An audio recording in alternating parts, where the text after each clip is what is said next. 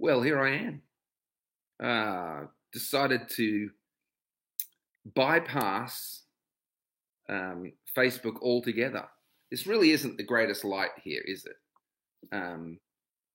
Got your hot chocolate ready? Okay, good. And hi, David. Good to see you. We'll wait for people to catch up because it's 8:27. And meanwhile, I might try and do something about the lighting. It's pretty horrendous. Oh, I think it's already better. How about a candle? Would a candle be nice? Ouch. Can't even see the candle. No point in having a candle. Oh, it's kind of sparkling a little bit at the front there. That's okay. I don't think that lighting really helped. But hey to people that are here. I think there's 7 people here. We're just going to wait another 2 minutes. Hi, Nathan. Yes, it's working. I don't know what happened last night, but it was crazy. We're just going to give people a couple of minutes to get on here.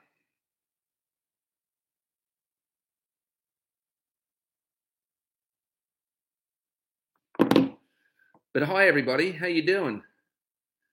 Good to see you guys. What a crazy time we're living in. It's just unprecedented. None of us have ever seen anything like this before. I got an idea. If I put that candle, ouch, on there, it's kind of giving a little bit of light in the corner. It's flaring. It's some sort of interest. So this is my YouTube channel, and I'm a bit slow to the game, but if you haven't already subscribed, apparently that's a good thing to do, subscribe to the channel. I don't know who's got a drink with them. Hi, RJ. How you doing, buddy? RJ is a friend of mine. He's a rapper and a country singer, and he's been in every year of school with my daughter, Katie. RJ and I have been working in the studio. Great kid. Always loved him. He's awesome. And like me, got bullied at school. Leslie, hi, how you doing? Leslie and I went to university together. Phil Gordian is there. Philby, a.k.a. Tech Boy. Phil is in the house. Yes, he is. Nice to see you, Phil. So, yeah, if you've not subscribed to this channel, Phil, that may be you. Please do that, because I went from 1 subscriber to nearly 200 yesterday, and I wasn't allowed to do this live on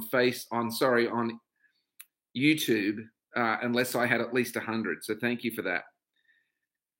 And yes, I get a free plan. Excellent. Got it. So welcome to all of you. I'm not going to start chatting about anything of great substance until, everyone's here. Okay, you have a beer with you. That's good. I think that's Cheyenne, right? Who we're doing a lesson in a couple of days. Phil has subscribed. The highlight of his life. That's great. I know Heather is from Brisbane because I found out that earlier. Maybe tell me where else you're from. I know where most of you are from. But I thought some people who are professionals. Hey, Carla, how you doing? Carla is from Boston. Hey, Carla, I really missed that pub around the corner from your house that I went to. That was the greatest bar I've ever been in America. Bunbury, Western Australia, working from home. Gray, how you doing?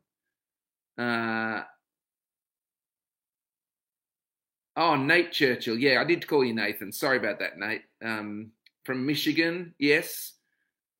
Hi, Rebecca.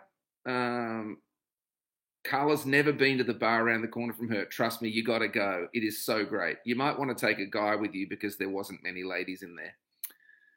So we've got 38 people. We've got 8 thumbs up. This is a new thing. I've never been on YouTube before. Laurie is from 3.5 miles away. Debbie is from the east coast of North Carolina. Now, Debbie, which part of the east coast of North Carolina? Is that from up near Cherry Point and Camp Lejeune, where I have sung for the Marines up there? Jarvis is from Canada. Yeah, I know about that. Patricia Woods, Oklahoma. Oh, Patricia, I think I got you wrong before. I thought you were Jonas Woods' mum. But if you're in Oklahoma, you mustn't be. Debbie is from Wilmington. Oh, beautiful. What a gorgeous place Wilmington is. Emma, yes, Emma is also from Canada. Nova Scotia. It's nice to see you guys here, and I appreciate you guys being here. So what I thought I would do is just share a little bit of my story with anxiety and with fear and with depression. Because as I've begun to talk about these things, one of the things, oh, sorry, New Brunswick, Emma, my bad. Hi, Lisa, how you doing? She's in Missouri, I think. The only reason I know that is because Lisa posts about 300 times a day on my page. It's okay, Lisa. All 300 are appreciated. So I'm not a psychologist. I'm not a psychiatrist. I'm not a doctor. And I can't speak about these things from a professional viewpoint.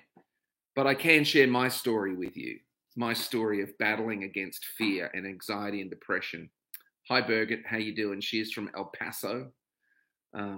We have 39 people. What do you think, guys?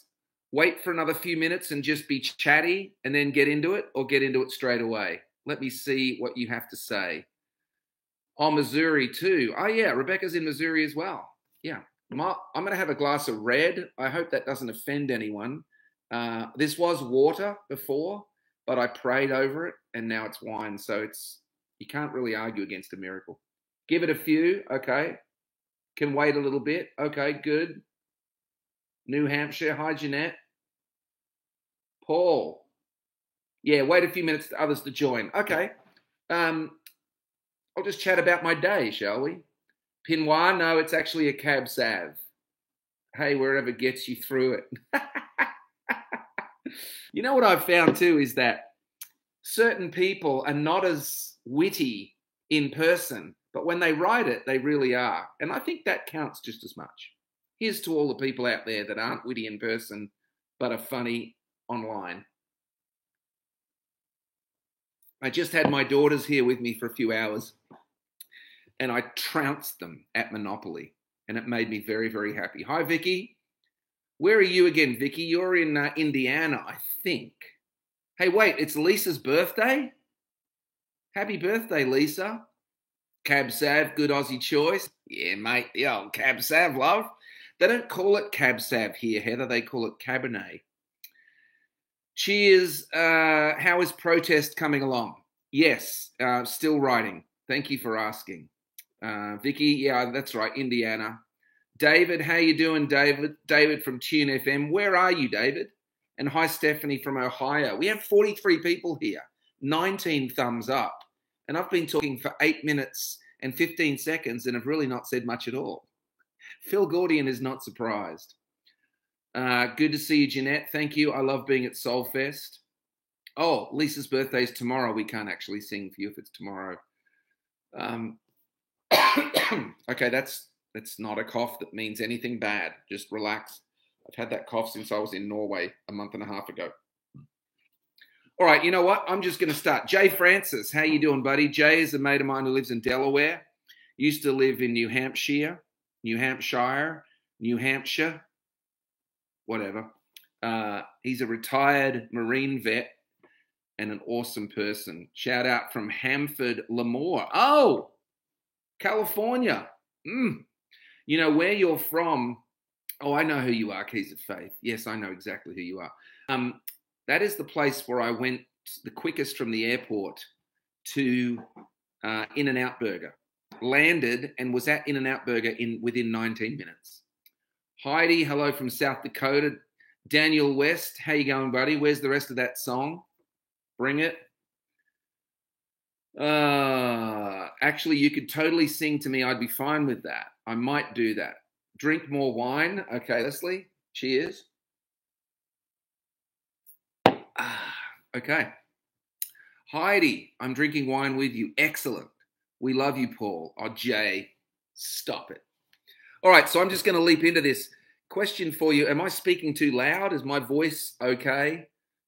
Jarvis wants me to do my Canadian accent. Okay, well, so we're going to chat here tonight about a few things. So sorry if that's not great for you, but it's going to be great. I'm going to get a little cup of coffee a little later, and it's going to be great. So thank you, and so thanks for all my Canadian friends. It's going to be great out here. How's that? Pretty good. Hey there, Kate. How you doing, Kate? Good to see it. It says Kay Cimarano, but I know exactly who that is. Kimberly, how you doing? Nate Churchill, volume sounds perfect. Excellent. David, drinking Mexican beer. Phil Gordian, hi, Burger. Patricia Woods, Oklahoma sounds great. Cherry pie sounds horrible. Let me hear yours then. Oh, no good. All right, so here we go. We've got 50 people here. So here's what I'm going to do. I'm just going to share a few of my journeys through these things, and hopefully it'll be encouraging to you. I don't know exactly what I'm going to say, but after 10 years of therapy, I know my own story. But I also know that in times like this, these kind of situations really press the anxiety and fear buttons. And one of the things that I've found is that for the last 10 years, because I've been engaging in my journey, understanding my own mental illness, understanding my journey with these words, in these times, it's really, really helped. I think it's particularly hard for people who maybe have used a lot of things in their life to self-medicate, whether that's people, whether that's activity. It could be activity at work, it could be social activity, it could be activity in a church group. Now that you find yourself isolated, suddenly all the things that you use to self-medicate and create noise, they're all gone away, and all you're left with is yourself and what's going on in your own mind. And if you're like me, you're living alone in a house. My kids live with their mum 3 miles that way. And so I'm alone in my house. But I've got to a point where I feel whole in myself, and so I don't feel alone. But let me go back a number of years. When I was a kid, I didn't really understand or know that I had chronic anxiety or battled with depression until I went to therapy. And I went to therapy the day after my wife said to me, I don't want to be married to you anymore. And I went to my therapist that I had for 2 years, and she said, why are you here? And I said, I don't think I really have any idea who I am. And I'd never talked to people about those things because at that time, I was so full of shame, but I didn't know what shame was. And shame is that voice says, there's something wrong with you. Everybody else is fine, but not you. You're really jacked up. You're really messed up, and don't tell anyone about it. Shame is all about secrets. Shame is all about darkness. Shame is all about blame, and transparency and honesty is light. So by sharing about these things for the first time in my life, it felt like some light came into the room. And my therapist asked me to describe what my life felt like. And I said, well, I'm a creative person, so I have to try to explain that in a creative way. And she said, go ahead. And I said, okay. So let's say that my life is like a house. And it's a big house. Like I'm a person with a big personality and a big character. It's a big house. And there's many levels and there's many rooms. But it's pitch black. And every day I have to do certain tasks on certain levels in rooms around the house. But it's pitch black and the furniture is razor sharp. So by about halfway through the day, I just end up in the corner of a room, bloody and terrified, and I don't want to move. And the problem is when I get up the next day, all the furniture's moved. I said, that's how my life feels. It feels like my heart is on one side of the universe, my mind is on the other, and I just can't get any connection. And I feel like I'm just in the dark getting sucker punched. As we started to talk about these things, for me, therapy was like a dimmer switch just going on. And eventually I started to be able to see the furniture. I could start to see shame. I could start to see fear. I could start to see anxiety. I could start to see codependence. I could start to see manipulation. I could start to see the things. But the first thing is, if you struggle with these things, I need you to know you are absolutely not alone.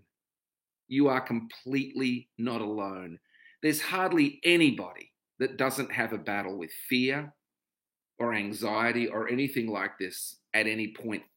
And the number one thing that you might feel is, I can't tell anyone about this because they'll think differently about me.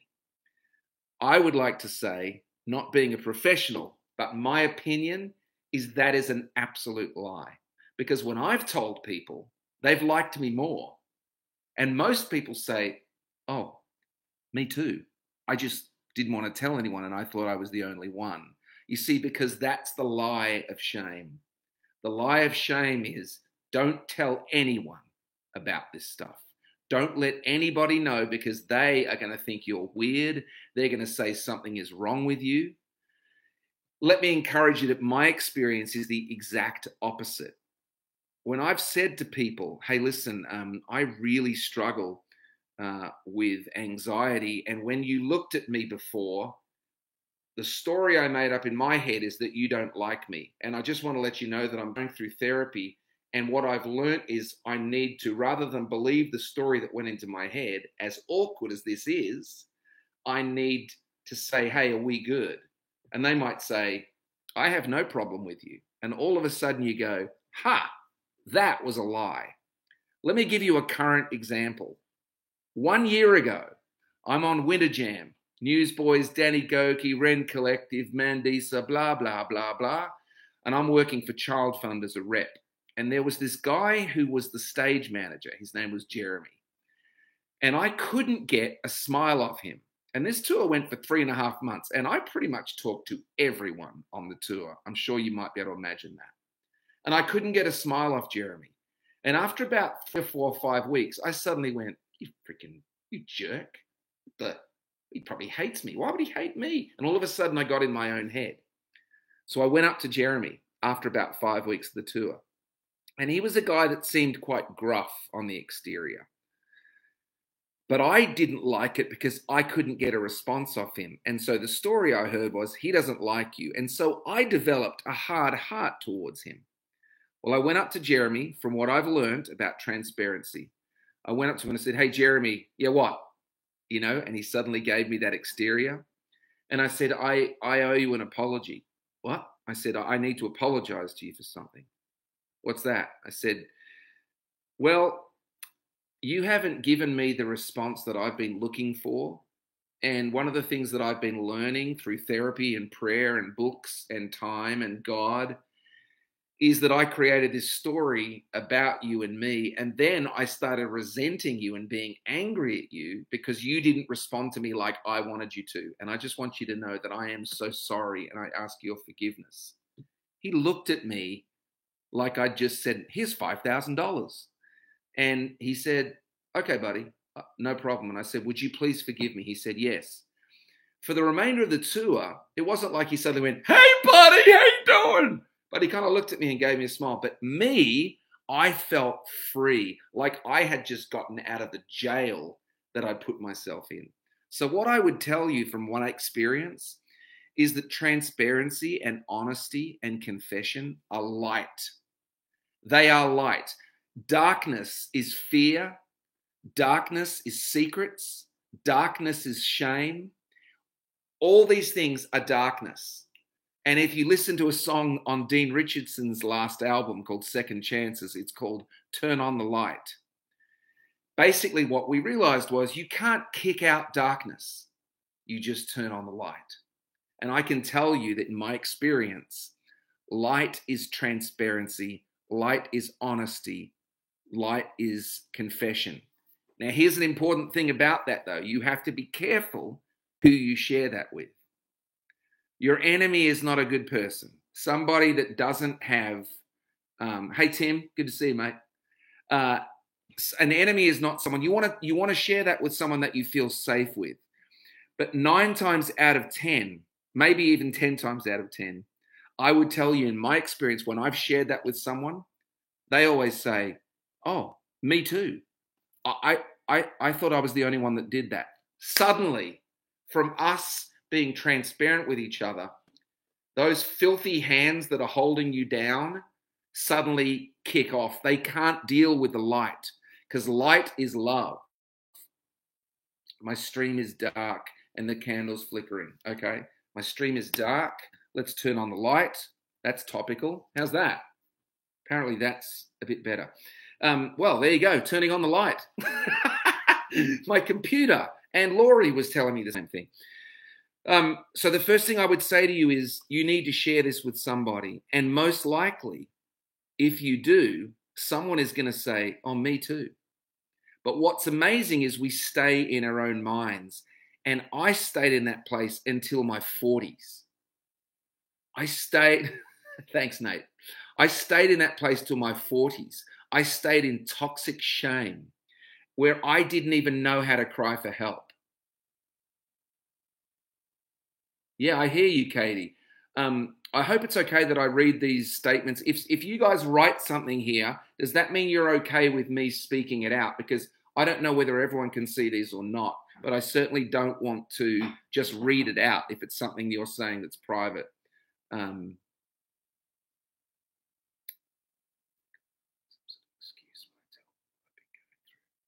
You know, it's amazing how our minds are such a battle, are such a place for these kind of things. Let me give you another couple of analogies. The comments show up to everyone. Okay, good. Let me give you another analogy. When I was going through therapy, this is in 2011, 2012, 2013. Here's another analogy that I came up with. I'm sitting in a little dark room. It's about the size of a small bedroom. There's no furniture, and the carpet is kind of old and musty. And there's one little window in the top right. It's a high ceiling, and there's one little window. I can't get up to it, but there's this sort of ray of stingy light that comes down. And I'm sitting in the corner, and the corner's dark and damp. Straight ahead of me is one door, and it leads out into this beautiful long room. And there's this huge oak, beautifully fashioned table that goes all the way down the room. And on it, there's chairs, beautiful padded chairs, and on the table is the most amazing spread of food that you can ever see. And there's torchlight and candlelight, and there's wine, and there's beer, and there's water, and there's the most beautiful food you can ever imagine. And the reason I can see it is because I sneak a little look out through there. Now, one thing I want to tell you is that as a follower of Jesus, everything that I see and say comes in the reference of my faith. But I hope the way that I talk about it is not such a way that if that's not your frame of reference, that you ever feel like I'm pushing anything on you. But I have to be honest, it is for me. So when I share my story, you're going to hear about Jesus. But it's not because I'm trying to tell you what to believe. It's just because for me, that's me being honest. So at this table is Jesus and all these people. And I look out there, and for whatever reason, I know that I'm invited, but I can't go out there. And so I sit in this corner. And when I feel like there's this lull in the conversation or people are quiet, I sneak out into the shadows, hoping that no one sees. And I sneak up and I kind of steal some food off the table. Then I quickly hurry back to my corner and eat it. This goes on for ages. One day, I just got this big hunk of bread that I've stolen off the table. And Jesus opens the door, and I'm like, hey. And he goes, how you doing? I'm like, huh, fine. Okay, he goes, how good is that bread? And I'm like, bread? What bread? What I don't realize, there's crumbs all over me. And he goes, oh, it's okay. He doesn't embarrass me. He doesn't shame me. He doesn't call me out. The bread all over you, you idiot. He doesn't say anything like that. He kind of seems to let me get away with the lie. And he goes, well, listen, I just want you to know that there's a seat for you out there and no one else is going to take it. It's your seat. You're welcome. And I'm like, okay, yep, cool. When he leaves, I sit there. The bread taste is not good in my mouth. And I think to myself, why can't I just get up and walk out of this room? Why am I staying here?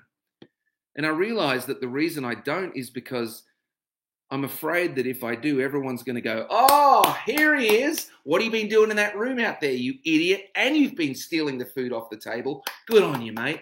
And I don't want anybody to call me out. I don't want to be embarrassed. So I stay in this little filthy room and I keep stealing food off the table.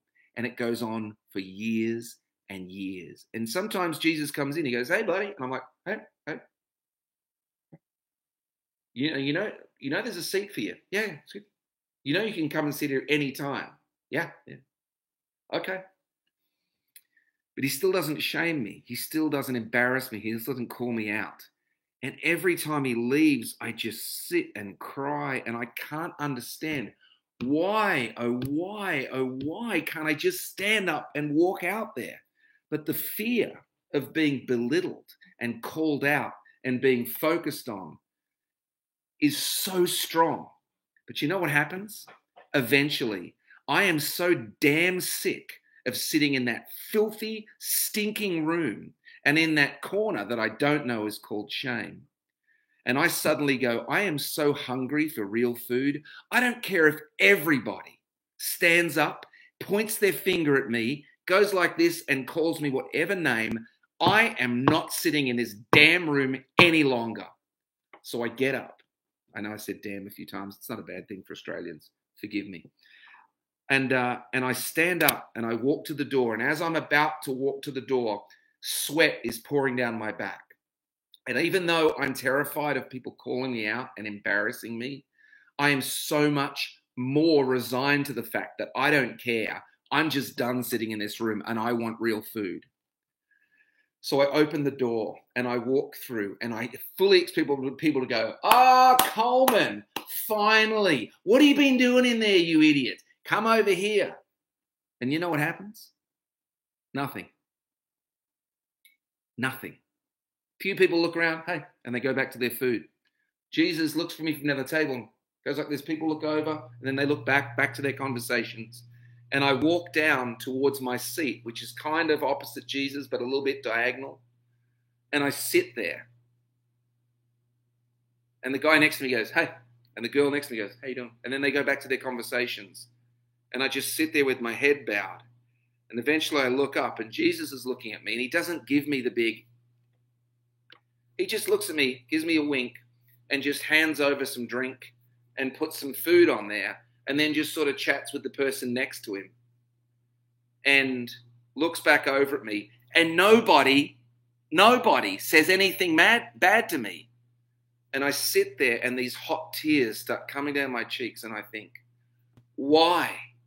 Why did it take me so long to come and sit at this table when I have a spot at this table? Why did it take me this long? That's an analogy. And I don't know whether it was a dream. I don't know whether it was a vision. But I know that Lisa said something here. I grew up in a harsh home, had serious self-esteem issues. I totally relate. By harsh, I mean I'm really lucky to be alive. This story is legit. Lisa, thanks for sharing that. And yeah, a lot of us have grown up around criticism and harshness. My parents weren't like that, but a lot of us have. For me, it was outside the home. I tried with everything I could to fit in, and I never fit in. So if you have some image of me because you've seen me play music or stand up on a stage and you think that I'm confident and I'm somebody, no.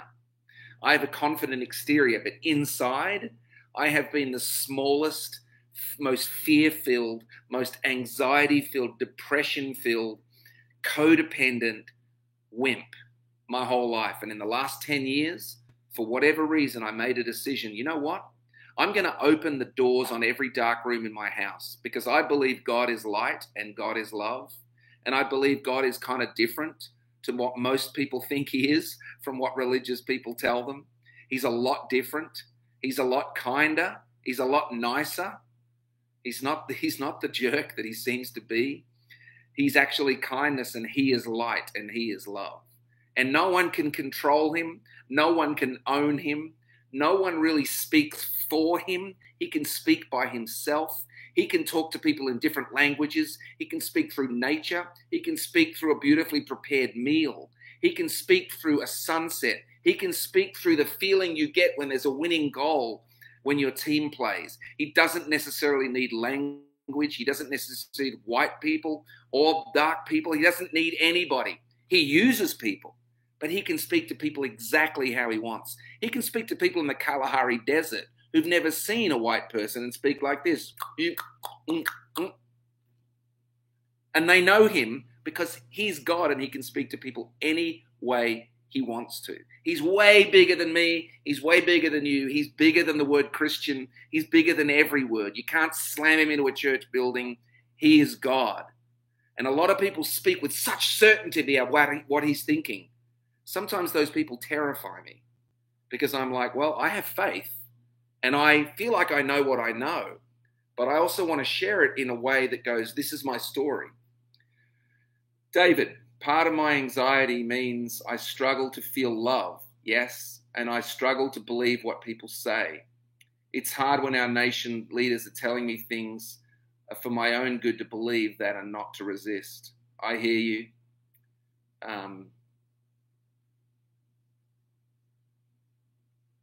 I wish one day, as Shannon says, that I could get to a place where I can feel comfortable talking without thinking after, why did I say that? Oh, I hear that.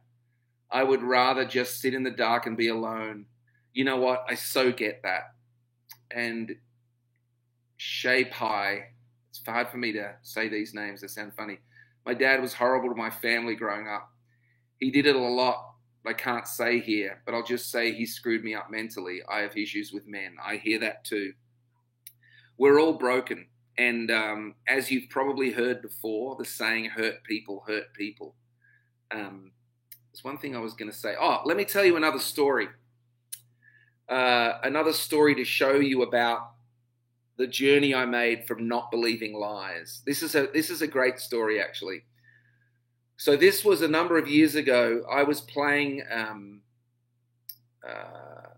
Nate, I agree with that. So much love to all of you here sharing your stories. Lisa, I feel like I don't belong. You know, you're not alone. Everybody gets these thoughts coming into their brain. And what we have to do is we have to encourage each other with what the truth is. And we have to encourage each other not to believe the lies. And I think part of it, and the reason why I just wanted to do this talk, even though I didn't know what I was going to say, was that maybe me sharing my story, it would give you the courage to realize that you're not alone and you're not a freak, and other people feel this thing too. Let me just share this story with you. So I was playing out at a festival called Creation, and this was one on the West Coast, out of Seattle, about 3 hours out of Seattle, in this incredible venue called The Gorge, and it's rated as the #1 outdoor venue in America.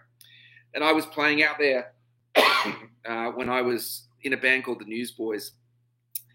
And just before this, I had been to therapy, and my therapist had said to me, hey, Paul, I believe that your whole life you've stayed inside your own head. And so when you see something that happens, your perception of an event or an interaction, because you're terrified, you take that, you make that story up, you believe that's what's happened, and then you act on it. And we've already talked about that. And that is something that all of us in some way do. But he said to me, you've owned up to the words fear, right? Yes. You've owned up to codependence. That's right. And codependence is needing everyone else to be okay for you to be okay.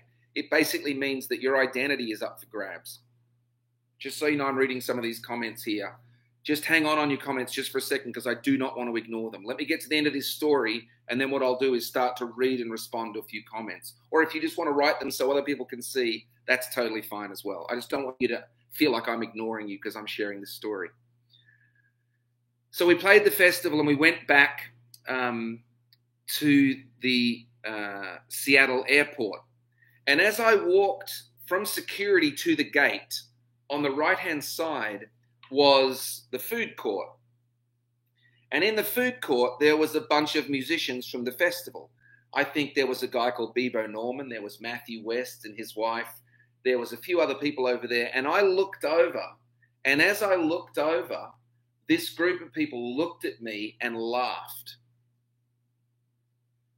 And I walked from there to the gate, swearing and cussing under my breath at these people. In my mind, I won't give you the full one because some of you would be offended. But I was like, you bunch of, I remember I looked after you once. I let you, I did it. And I went through my brain.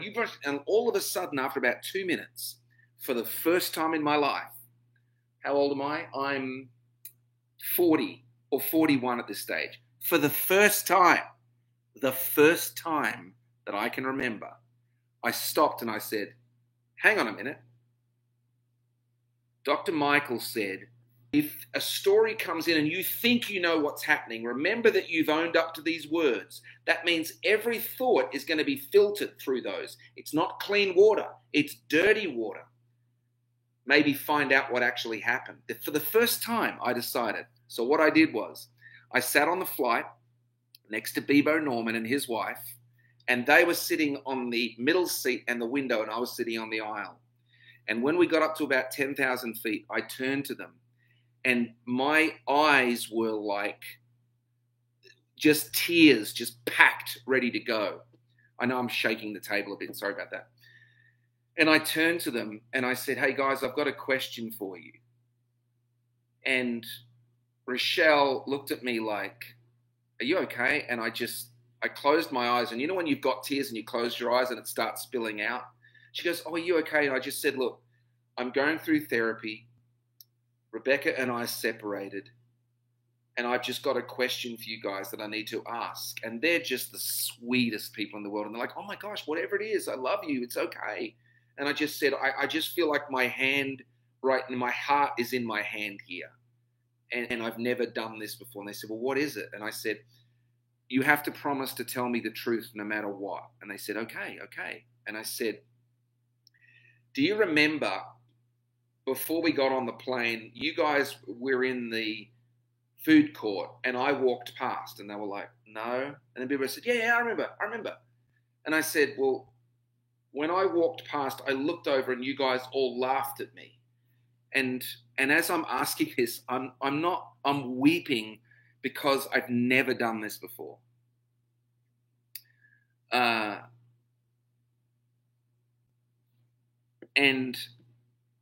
I said, were you laughing at me? And Bebo said, no. And I said, well, why did you look at me and laugh?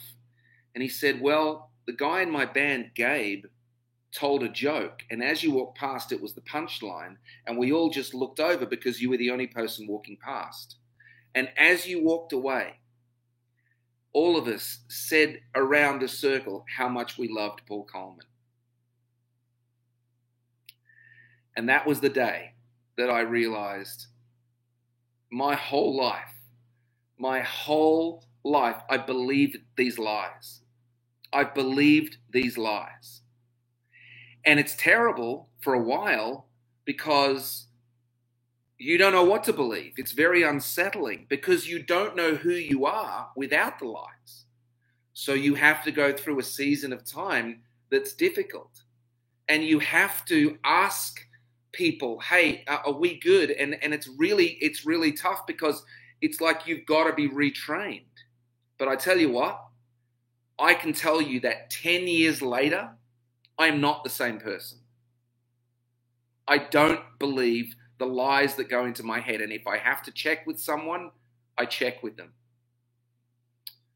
And I'll tell you what, that has been life-changing for me. So once again, if you're getting anything tonight, know this. You are absolutely not alone.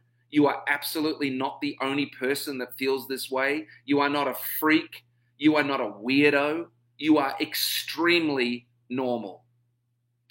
And like all of us, you're in a battle for your soul. You're in a battle for your mind. You're in a battle for your heart. And if the enemy of our souls can take us out of that battle and get us inside our brains and believing these lies, then that enemy doesn't have to do anything. It's just to sit back and watch. And I'm done with it. I'm totally done with it. Let me read a few of these comments. Thank you for listening, by the way. I'm sharing these stories because I'm wanting you to be encouraged. I'm wanting you to be able to feel light wherever you are, that you're not alone, that you're not jacked up. Well, you might be, but you're not the only one. And there's hope. There's always hope.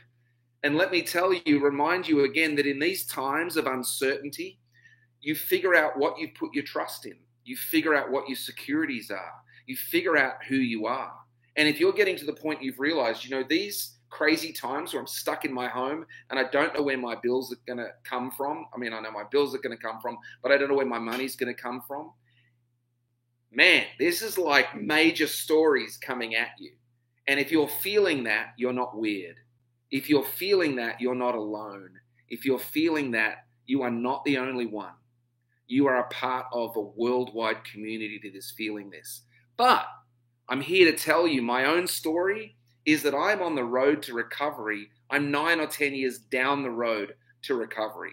And I think the first step is sharing it with people. The first step is saying, this is what I'm going through. This is what my life's like. So that's the reason why I'm trying to share this stuff with you.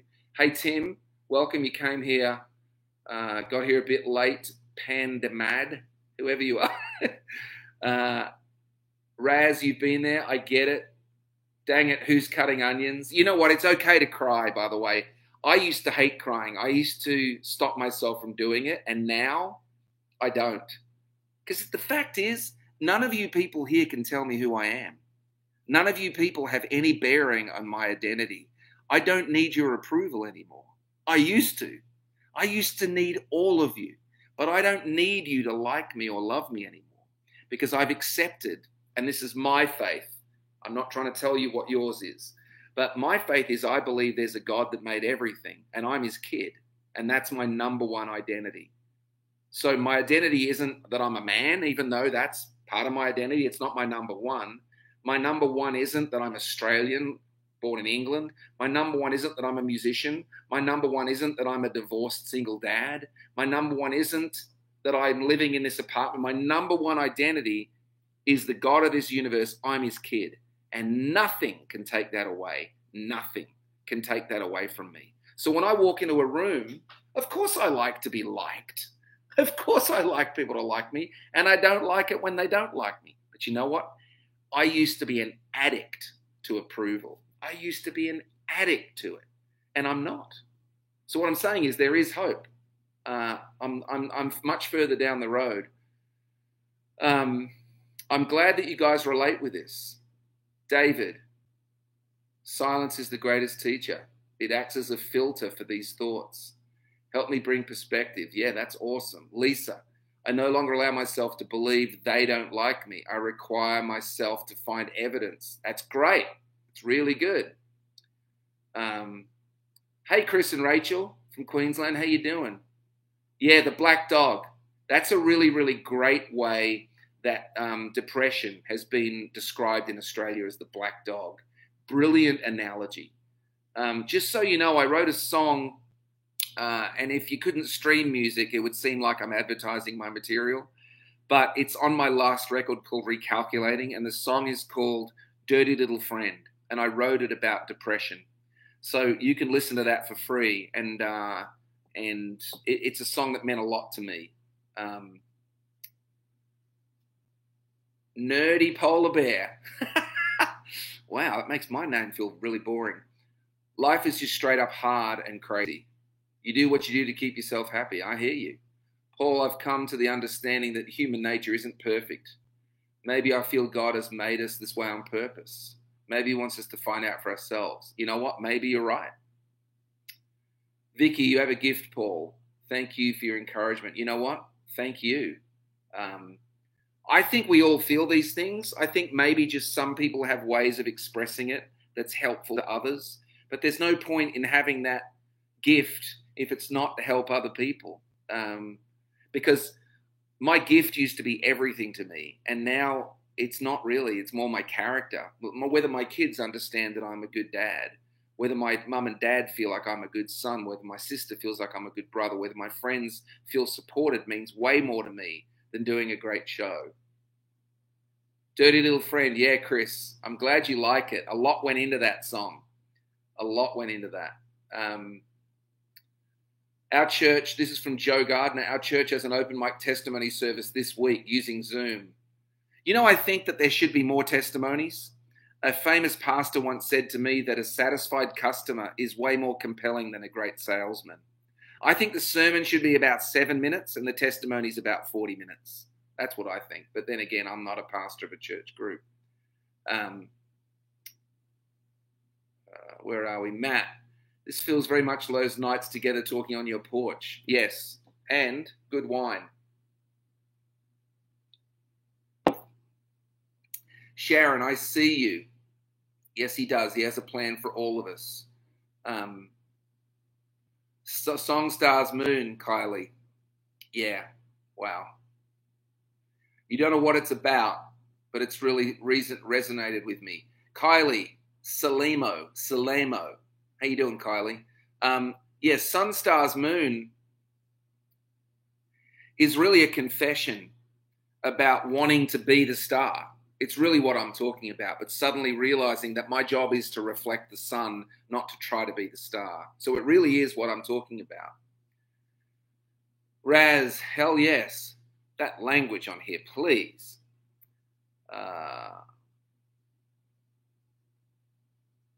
Margie Campbell, I believe. Would you say you've made it or a work in progress? Oh my gosh, the minute you say you've made it, you're dead in the water. I think one of the things that I like about Alcoholics Anonymous, I've never been an alcoholic, but one of the things that I love about it is when they go to a meeting, even if they've been sober for 40 years, they say, hi, I'm Paul, I'm an alcoholic. Because you realize that you're one bad decision away from going back to that life. And so that's why I would like to say, I'm on the journey. I feel more whole than I ever have. I need your approval way less than I ever have. But I could go back to that world. But it's like when you've sat at that table eating the food that God has, and then you look back at the musty corner that you lived at, and you were stealing bread off the table, you're like, why would I go back? There's a part in, I think, the book of John where a bunch of Jesus' disciples leave because they don't really understand what he's talking about. And he looks at his mates, and there was ladies there too, by the way, not just the men. Not just men disciples, there were women as well. As a matter of fact, the women were the rock stars because they were at the cross, they were at the tomb, they were the first to believe. Bit misogynistic sometimes, aren't we? But anyway, Jesus turned and he said, do you guys want to leave too? And one of his disciples said, well, where else are we going to go? You've got the words of truth and life. And that's how I feel when I don't understand things. I don't understand what's happening right now. I don't get it. But where else am I going to go? Where else am I going to go? I believe that God's the one that has the food at the table. And you know what? You never have to even enter a church building and you can still understand that food. It's not about entering a church building. It's not about talking a certain way. It's about connecting with the God of this universe, and you can do that in so many different ways. Because Jesus, I believe, is the way, the truth, and the life, and no one comes to God but by him. But we're not the authority on how he is the way, the truth, and the life for all people. We like to be, because we want to try to make a formula out of it. But the fact is, he knows how to talk to people. And if you mess it up, or you don't talk to him, he knows how to talk to them. He's big enough to look after himself. If you die, he's not going to suddenly go, oh my gosh, what am I going to do? Paul's not here. How am I going to tell people about myself? No, he's just fine. He's just fine. He likes us. He uses us. But trust me, he's just fine. What else have we got here? I relate to all of this. Same with me, Patricia. I love that passage. One of my favorites, yeah. Let me see. I've been talking for 49 minutes. And you know what? I could probably keep going. I hope you've gotten some love and light out of this. You know, the whole country can't pay their mortgage and their rent right now. It's not just you. The whole country is not sure where their food's going to come from. The whole country is uncertain. But nothing grows without pain. You can't build a muscle without breaking it down. And the fact is that all growth comes out of suffering. And we're all suffering. We're all struggling. You're not alone. But I guess the question is, maybe this season is somewhere where you can ask yourself the big question. Why am I afraid? What am I afraid of? What am I anxious about? Anxious, the word in the Bible for anxious is worry. What am I worried about? And does it do any good? But being open about these things, I'll tell you, it's like bringing light into the room. Maybe some of you can see people here that are saying things, and maybe some of you have already done this, but maybe you can message someone here and say, hey, don't use this to hook up with anyone. That would not be a great idea. I will tell you one thing that I've been thinking about, because one of the ways that I've medicated in the last 10 years is by eating. Some people do it by drinking a lot, and I've done it by eating. That's how I've self-medicated. And I've got lots of friends who are passionate about helping people with diet and with exercise that release endorphins and all that sort of stuff. And if any of you guys are interested, I have a great friend of mine, Stacey, who is actually, her passion is to help people with their diets and to help people with exercise with all sorts of different ways. She can do it one-on-one or with a group. So if you have a pen or a phone, follow her on Instagram. It's at Live Well with Stacey. And it's Stacey has no EY on the end. At Live Well with Stacey. She's a person that I know and trust. She actually loves people. She cares about people. And she actually is able to help you with cooking really healthy meals. She can help you with all sorts of stuff like that, with exercise. She does yoga in the park. She does Zumba. She does all this sort of stuff. And Lisa, you already follow her. Stacey's a great friend. But I talked to her and I said, hey, can I send people to you? Because clearly I would not currently talk to me about diet and exercise. I would not say that would be the correct mentor to have. I actually need help with that, because that's something that I struggle with. I comfort eat. When I'm feeling a bit sad or a bit alone, I just sort of stuff my face with crap. And on my concert the other day, I sang a song called I Wish I Was as Thin as When I First Thought I Was Fat. But I've actually lost 5 or 6 pounds so far from putting the right food in your body. But the thing is, if you think about it holistically, it's body, it's mind, it's heart. That's right, David. Live Well with Stacey. That's exactly right. Live Well with Stacey. She's a wonderful person to help with whatever you need with regards to help. Nate, I may or may not have had just a spoonful of frosting. I comfort tea drink. Okay. That song was amazing. I'm glad you liked it. Jarvis is my mate in Canada, and he said, are you in your fat Elvis stage? All I can say, Jarvis, is blah, blah, blah, blah, plus tax. I am. Stephanie lost 30 pounds this past year. Well done.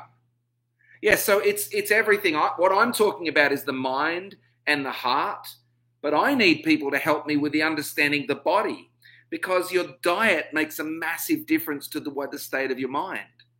All the crap they put in food, and if you're in America, I am so sorry, but you've grown up with fructose corn syrup. Careful how you say that. I researched this. What happened in the Depression was the government realized that they could make sugar from corn, and it was 10 times cheaper than sugar from cane, which is what everyone else has. But after the Depression, the corn growers, the government, and the multinationals all did a deal together to keep the sugar coming from corn, because they could make massive profits. So sadly, if you've grown up in America, you've grown up with so much fructose corn syrup that when you travel and taste food in Europe, you're like, this food has no taste. Actually, it does. It's just that there's no sugar. So sadly, that can be a problem too. But sugar gives you a rush and it gives you a fix. But the problem is it doesn't sustain. It just throws you down. And I know what I'm talking about. I'm 50 pounds heavier than I would like to be. That's my confession to you. So I will tell you this. What I'm talking about tonight is I've done some work on the mind and the heart, but I need to do some more work on the body. So I can recommend to you that you look up Live Well with Stacey, and Stacey is Stacy. I know that someone already typed it, but I'll do it again here. Live Well with Stacey. There's a whole lot of different places that you can get help with that. Like you can find stuff on the internet, but sometimes I think Stacey does it in a group where she has a bunch of people, even online in a group, doing stuff, and that accountability can be great. Let me read a few more things here before I go. What about fitness? Do I work out? What do you think? Look at me. No. I was for a while, but my knees are crap. But I really need to do a workout. That's one thing I'm really trying to add now that I've been stuck in this house. Nerdy Polar Bear. Now I know who that is. That's Benno. Yeah. Mental health and food, there's a massive connection. Trust me. There's a massive connection. This is not an anti-America thing because it's kind of in most countries, but because you're the biggest Western country, the food in schools. When my kids started at elementary school, they hardly ever bought lunch, but I looked at the lunches and it's like pizza and it's like this horrible food every day. And I said to the principal, you got to do something about the food. And he said, Paul, this is some of the best food in the county. And I'm like, oh my gosh. So how can you expect these kids to concentrate when they're getting doses of massive amounts of sugar in their system? Not good. So food, exercise helps. And I'm preaching at my own face. Paul, listen, Paulie Pops. What I've had to do is get rid of all the junk food in my house. My daughters were here today and there was these chocolate biscuits. Well, cookies, you would say in America. And they were like, where are those? And I went, they're like, Dad, did you seriously eat those? And I went, I said, I can't have them here. I can't have them in the house. Anyway, so I'm confessing to you about that. And I feel better. I feel less shame. Okay, let me catch up with some workouts online. That is right, Leslie. And the thing about it is that the workouts online, you're somebody that just is really good being accountable to yourself. But sometimes it really helps being accountable to someone else. Tim Tams. Oh, stop it. Why would you say that, Tim Tams? Nerdy Polar Bear. I drink gallons of water daily and don't drink any soda. Gold star for you. Well done, Tim Tams. Don't mention those things ever again, please. Elaine. Hi, Elaine. High protein, low carb, no processed food is the way to go. That's true. But the problem is that we're weak. Sometimes you need some accountability, but thank you. I have no self-control with sweets. No, I get that, Heidi. I share you. They feed our kids crap, yes. I keep a stock of Tim Tams. Chocolate is my weakness. Milano cookies. Oh, no, okay, can we stop this? You are not helping. Wait, Elaine's lost 50 pounds? I thought you were looking good the other day, but I didn't want to say it because, I thought that might be weird. Hey, looking good, girl. Remember, Paul, moderation is the key. You're right. Okay, yeah, so when he's walking on the treadmill and just chats with folks, that's cool. Hey, Burger and guys, stop just mentioning nice food. It's not helping. Noom. Yeah, I saw that. Noom has helped me start looking food differently.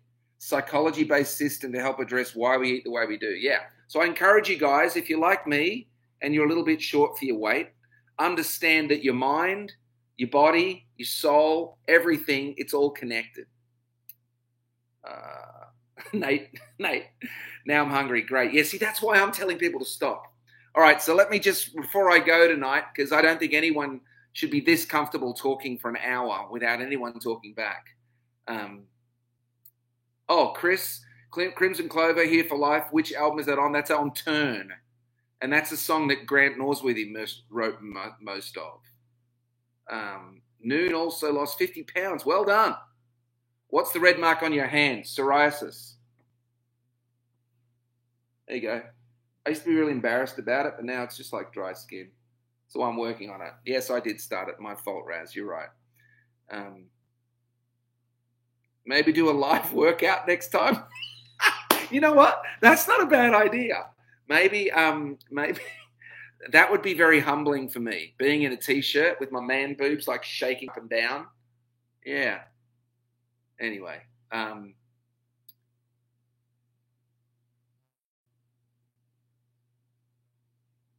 Oh yeah, cutting terracin. Terracin. I don't quite know how to say that. Cutting it in food in half. Yeah, portion size is unbelievable. Portion size. When will we see another PC3 gig? Boy, I don't know. I don't even know if we have an audience really anymore. My next online concert, Elaine, I think will be in about a week. Just thought it was a club stamp on your hand. Yeah, I've been out to the pub tonight. Club stamp. No, I haven't been anywhere. I haven't been anywhere for ages. PC3 to a workout album. That's not a bad idea. Ish. Next live, wear a white shirt and be outside in the rain, Benno. No one wants to see that, mate. Nobody wants to see that. Hey, just so you know, if you guys have not subscribed to this page, my kids told me that it's very important to get people to subscribe. So if you can, that would be great. And this video will also, it's obviously going to be on my page. So if you want to recommend that anyone else watches it and get some encouragement from it, that would be great. But let me repeat a couple of things before I go. PC3 keychain. Wow. Paul West, you're a very humble man. And I'm proud of that. So let me just say cheers to all you guys for hanging out here. There's 65 people, 32 thumbs up. I got to answer a few of these. The problem is this, is I'm looking and I'm about to know what I'm saying, but then my ADD kicks in and I want to read it. Are there any earlier songs you're not comfortable playing anymore?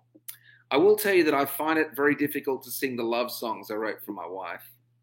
They're not easy to sing anymore. Depression bad, good things good. Okay, I like that, Benno. I like the way you think. And Kate lost 50 pounds. Keto. Yeah. Good old keto.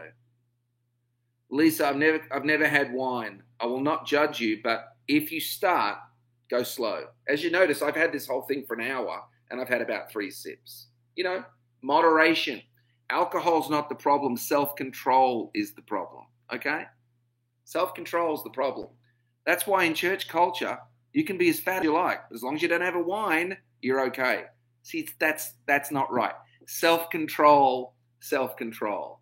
Gluttony's not great. Alcoholism's not great. Self-control's the problem, okay? Just so you know.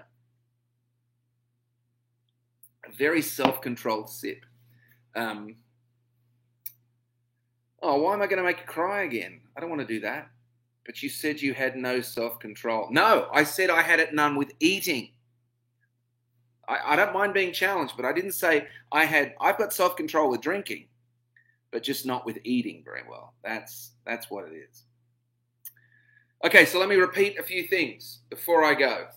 Number one is, if you hear voices and you make up stories and you act on them, you're not alone. You need to stop it, but you're not to be shamed. We all struggle with this. And letting people know, they're going to go, oh, thanks for sharing that. I thought I was the only one. They're not going to laugh at you. And if they laugh at you, that's not a friend. Defriend. Let the light in. Light is love. Light is transparency. Light is confession. Dark is secrets. Dark is shame. Dark is guilt. The only way you can get rid of darkness is to let in the light. Light is love. Darkness is fear. Underneath control is fear. You can't get rid of control. Control is just how you manage fear. Control is not a thing in itself. It's merely how you manage fear. I'm afraid, so I control everything around me. You can't get rid of control.